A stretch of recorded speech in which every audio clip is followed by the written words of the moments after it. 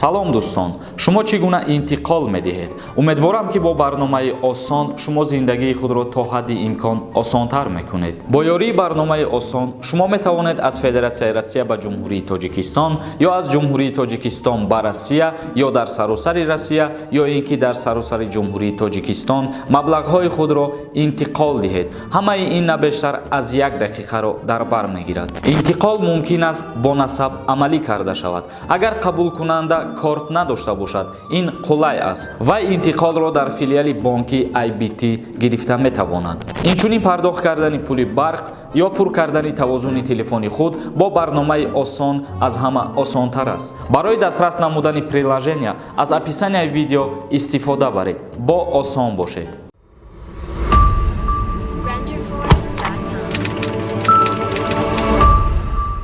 ассалому алайкум ба ҳама тамошобинони барномаҳои Сорбон Сафаров.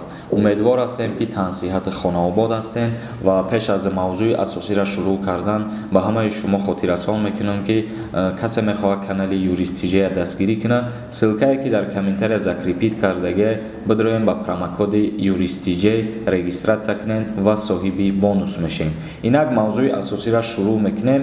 Имрӯза видеои мо дар бораи ҳамие ки Федератсияи Россия тасмим гирифтагие ки муҳоҷирони меҳнатии сохтмончиро аз нав ба Россия ворид бигардона.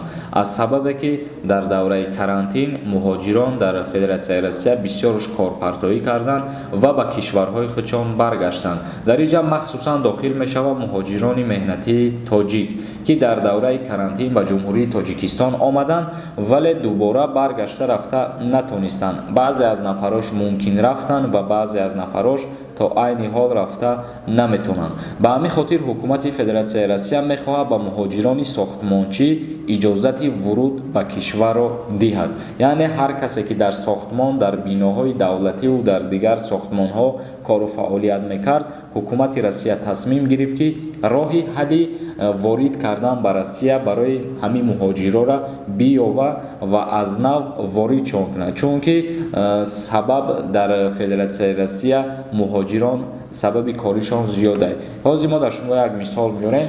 Дар ҳамаи биноҳо ва объектҳое ки сохтмон аст, назар ба мардуми рӯз ба фикр макма дар инҷа аниқша гуфта наметавонам. Мумкин аз байни 100 муҳоҷири тоҷик, узбек, қирғиз якта ё ки дута шаҳрванди Россия дар ҳамин ягон объект ё ки дар ягон стройкаш дар ягон сохтмонош кор кунад. Ба ҳамин хотир Федератсияи Россия айни ҳол ниёз дорад ба ана ҳамин муҳоҷирое ки тоҷик ҳастанд ё қирғиз ҳастанд ё узбек ё қазоқ. Ба ҳамин хотир ҳукумати Федератсияи Россия ин кора дар биноҳои сохтмонии худаш норасоии қувваи корӣ номид ва хост ки аз нав роҳи ворид кардани муҳоҷироро биёваву аз нав даъватшон кунад. ҳар муҳоҷири меҳнатие ки дар биноҳои сохтмонӣ кор кардан мехоҳанд аз сари нав ба Федератсияи Россия интиқол дода шаванд. Ва ногуфта намонад ки дар ин бора то айни ҳол гуфтугӯҳо идома доранд ва агар ки марзҳо ё ки парвозҳо мунтазам кушода нашаванд, роҳи ҳалли ҳамин кора меёванд. муҳоҷирое ки мехоҳанд ба Россия барбигарданд, иншааллоҳ ки ҳукумати Федератсияи Россия аз нав бармегардона ҳамин муҳоҷироро ба кишвари худаш барои қувваи коришона зиёд кардан. бародарони азиз, ҳамин буд як хабари муҳим баҳри тамоми мардуме ки мехоҳанд ба Федератсияи Россия бираванд ва иншааллоҳ ки мумкин пеш аз ҳаллу фасл кардани ин суҳбат марзҳо кушода шаванд ё ки парвозҳо барқарор шаванд. ин кор ҳамаш кори худое, дар дасти худованд аст. худованд худаш медонад ки чӣ гап мешававу чӣ хуб мешава ё ки чӣ бад мешава. ба ҳамин хотир ҳар хабаре ки пешниҳод мешава, мо ҳамон хабара пешниҳоди шумо мегардонем ки шуморам аз ҳама чиз бохабар бошем ва огоҳ бошем. акнун мегзарем каме ба қисми хондани комментарияҳо ва узр мепурсам аз нафарое ки ба саволи худшон ҷавоб намегиранд, чунки дар видеоҳои мо айни ҳол бисёр дар бораи рейсҳо, парвозҳо, границаҳо ё ки вид на жительство, умуман дар ҳамин мавзӯъҳо савол бисёр метиҳанд. мо боша дар ин мавзӯъ бисёри вақт суҳбат гузарондагием. мутаассифона камтар ин хели саволҳоро мехонем. хоҳиш мекунам аз ҳамин нафаро бидуранд видеоҳои пештараи моро тамошо кунанд, ба саволҳои худшон ҷавоб меёбанд. хс нависай. салом алейкум ака, сози хубӣ ака, ҳоли мо тоҷико через қирғизистон ё узбекистон Россия рафта метонем? Илтимос ҷавоб те пешакӣ раҳмат. Через Қирғизистон ё Узбекистон мутаассифона рафта наметонем, вале аз Россия через Қирғизистон ё ки Узбекистон метонем ба ҷумҳурии Тоҷикистон ворид бишем. Тоҷикистон ба пеш нависад. Салом Сорбон, через Беларусия омади ҳуҷҷат мекунӣ ё ки не? Илтимос ответе. Бисёре аз нафароне ки бо воситаи Минск, яъне ки шаҳри Беларусия ба Россия ворид шудаистанд, ана ҳамун шахсиятҳо қайд кардаистанд ки мисол вақте ки ба Федератсияи Россия ворид мешаванд, ба вайҳо ҳуҷҷатгузориҳо наметонанд, яъне ки кору фаъолият карда наметонанд ба воситае ки агар аз Минск вориди Россия шаванд. Абдусаломович Ҷонибек нависад. Салом, ман вид на жительство дорам. ЗАГСам ҳаст Россияда. Аз Тоҷикистон Россия ба омадан мешавад. Агар ки ЗАГС дошта бошен, албатта ки ба воситаи ҳуҷҷати ЗАГСтон шумо метавонед ки ба шаҳри Россия биред. Шаҳобиддин нависад. Ассалому алейкум ака. Аз Қазоқистон самолёт ҳаст, рейсҳо фаҳмонӣ чӣ хел рафта мешавад? аз Қазоқистон ба киҷо дар назар дорӣ? Агар ба ҷумҳурии Тоҷикистон дар назар дошта бошӣ, рейсҳо нестанд. Моҳи гузашта ҷумҳурии Тоҷикистон бо Қазоқистон 6 рейси чартерӣ муқаррар кардагӣ буд, вале дар моҳи декабр ягон рейс ҳоли муқаррар шудагӣ нест. Асмоа нависад. Стоматолого дурӯғ мегӯянд бародар. Мо занг задем, не скидка доранд, не солинавӣ, не ҳичӣ. Акнун ба мо ҳамин хел маълумот расондагӣ ҳастанд ки мисол аз номи канали мо агар муроҷиат кунад ҳар шахсе ба вайо ягон фоиз скидка мекунанд ва ин чизама дар бисёри одамҳорам дидагӣ ҳастанд ва боз ҳастанд ҳолатҳое ки ҳамин чиз шидагӣ нестад.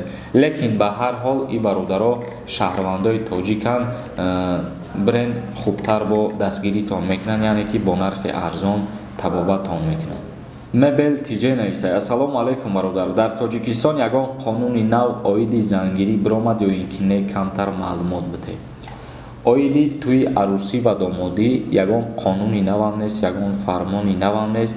Ҳамин қадар ки дар доираи одами кам бояд тӯи арӯсӣ ва домодӣ ё ки ягон чорабинии дигар гузаронида шавад, аз сабабе ки беморӣ зиёд нашавад гуфта ба ҳамин хотир. Зара нависад. Салом алейкум акаи Сормон. Як чӣ мегум хушу ҷавоб тиҳен, илтимос муҳим ай. Ҳамин ма загран дорум, мешава ки ба чартерни рейс справкаи урусӣ гирам, метонам рафта Россия. Справкаи российскиро шумо метонед аз ягон беморхонаи Россия дастрас кунед барои ягон беморӣ доштаантон ва баъдан ки ба номи шумо агар роӣ кардан, метонед ки ба Россия биред. Воҳидзода навистай. Раҳора кушоянд ё ки билета арзон кунанд, пожалуйста. Бародари азиз, роҳҳоро кушодан ё ки билета арзон кардан аз мо ва шумо вобастагӣ надорад. Моро мехоҳем ки роҳҳо кушода шаванд ё ки нархи билетҳо арзон шаванд. Ба ҳамин хотир назди Худованд дуо кунем ки ҳамаш хуб шавад. Ҷамолиддин Файзуллоев нависад. Салом бародар. Ҳамин худат як икс реклама нокада монда буди, хитам рекламаш кардӣ. Бародари азиз, ман ягон каса тавсия надодаистам ки бидроянд бозӣ кунанд дар уҷа. Ман гуфтаистам ки ҳар касе ки мехоҳад бидрояд регистратсия кунад, промокода бизана. Яъне ки агар ҳар касе ки бозӣ карданӣ боша, касе ки бозӣ намекунад, на регистратсия кунад ва на даруни ҳамин сайт бидрояд. Алишер Шарифов нависад. Салом алейкум бародар. Баъди соли нав чартерни рейсҳо мешида боша.